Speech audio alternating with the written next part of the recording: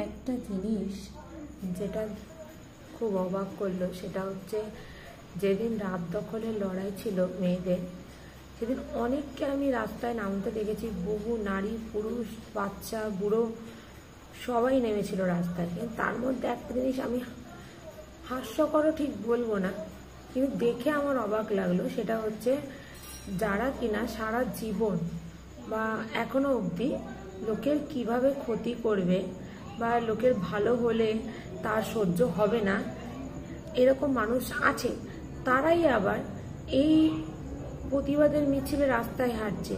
সেটা দেখে প্রচণ্ড অবাক লাগছে যে তারা আমার নিজের দেখা অনেককে তো আমি এরকম চিনি, আমার আশেপাশেই হয়তো থাকেন বা আছেন, যারা কিনা সারা জীবন এটাই চেয়ে আসছে যে কারো ভালো হলে ভালো থাকতে দেয়া যাবে না, অথবা সারা জীবন প্ল্যানিং করে যাচ্ছে যে কিভাবে অন্যের ক্ষতি করা যায়।